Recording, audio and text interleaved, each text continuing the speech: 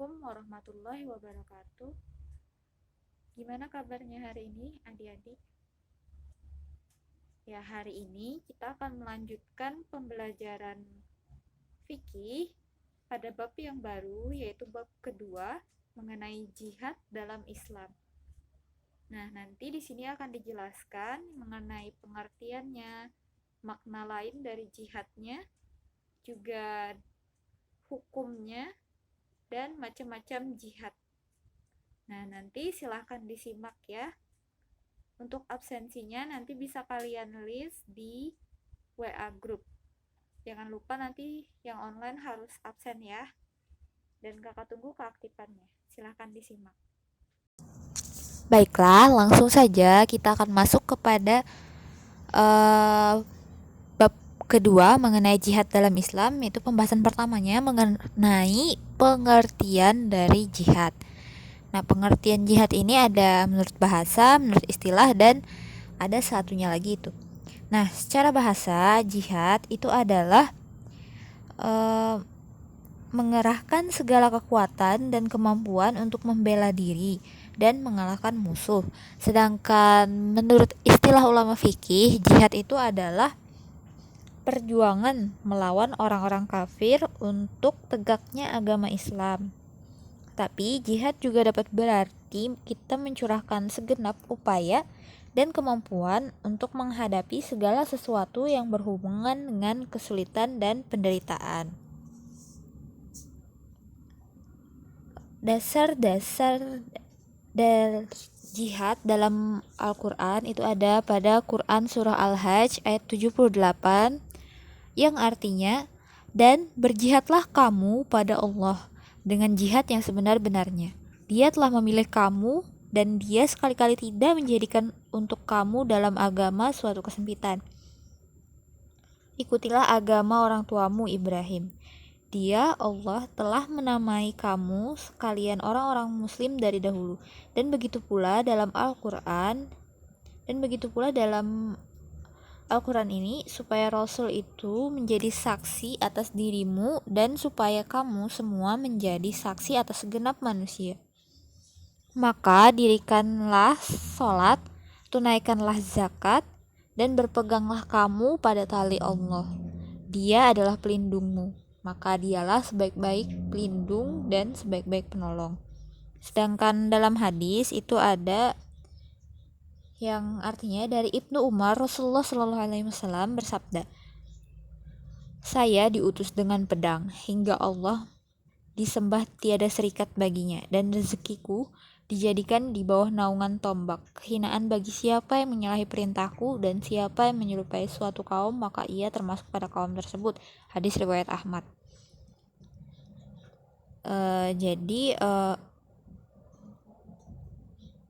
Jihad itu merupakan sikap dan tindakan tegas dalam memegang keyakinan terhadap keesaan Allah hingga tidak ada celah sedikit pun untuk bersikap yang berpotensi merusak keimanan kita. Nah, dalam hadis tadi dijelaskan bahwa ada konteks kita dilarang untuk menyerupai mereka yang tidak beriman akan keesaan Allah. Nah, lanjut ke pembahasan yang kedua, yaitu makna jihad.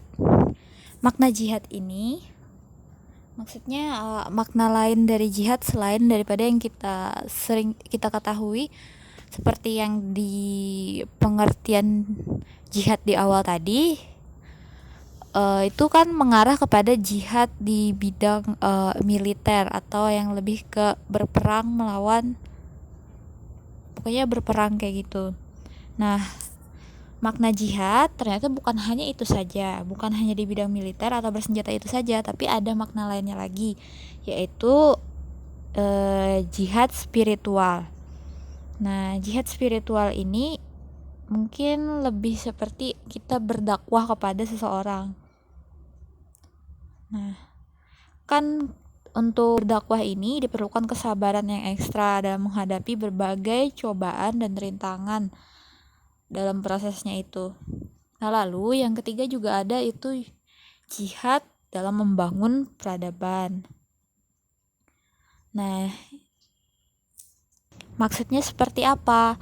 Nah, jihadnya ini maksudnya berupaya mencerdaskan masyarakat melalui pendidikan dan membangun sekolah yang berkualitas dan juga mengentaskan kemiskinan, mengurangi angka kemiskinan ya, dan juga menekan angka pengangguran. Melatih tenaga kerja agar terampil menangani anak-anak jalanan yang terlantar dan menyediakan fasilitas pengobatan yang dapat dinikmati masyarakat luas. Lanjut ke pembahasan ketiga, itu adalah macam-macam jihad. Itu ada 3. Yang pertama itu adalah jihad melawan hawa nafsu. Maksudnya itu agar kita tidak tergoda akan hawa nafsu kita. Nah, jihad melawan hawa nafsu ini dapat dilakukan dengan yang pertama itu adalah mempelajari petunjuk agama yang dapat mengantarkan jiwa kepada keberuntungan dan kebahagiaan. 2. Mengamalkan apa yang ia telah ketahui. 3. Mengajak orang lain untuk mengikuti petunjuk agama.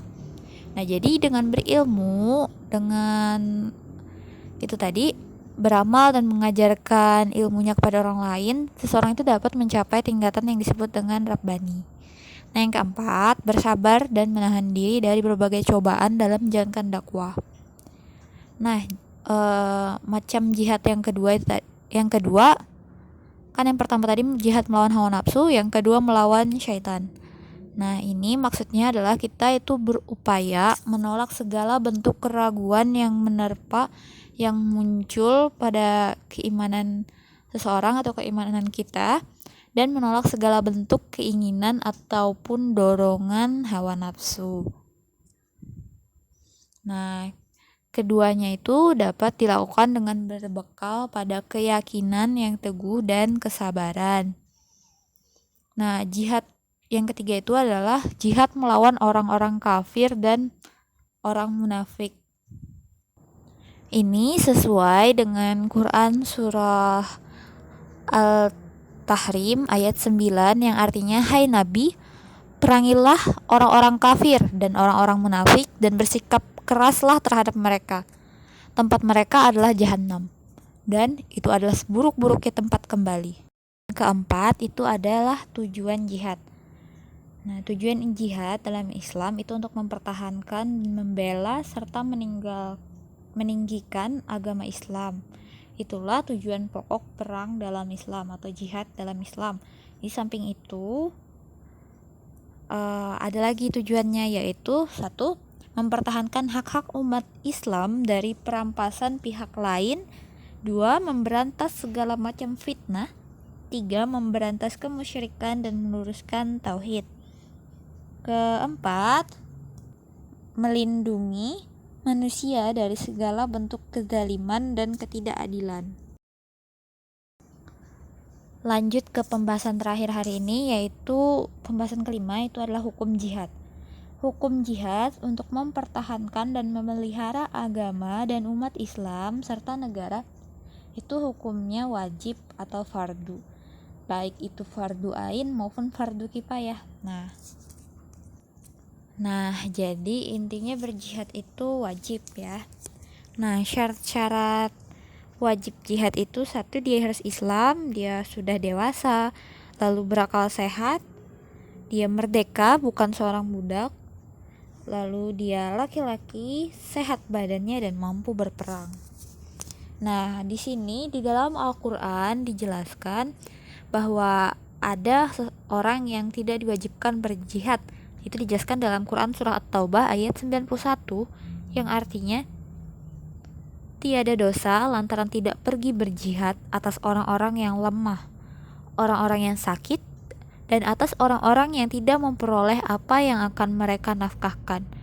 Apabila mereka berlaku ikhlas kepada Allah dan Rasul-Nya, tidak ada jalan sedikit pun untuk menyalahkan orang-orang yang berbuat baik. Dan Allah Maha Pengampun lagi Maha Penyayang. Nah, mungkin itu saja dulu pembahasan kita hari ini. Penjelasan kakak cukup sekian. Jika ada yang kurang jelas, yang mungkin masih belum bisa dipahami, nah itu nanti bisa ditanyakan saja di WA grup kita. Kakak berharap keaktifan kalian ya. Baiklah, terima kasih. aku ucapkan untuk kalian semua. Assalamualaikum warahmatullahi wabarakatuh.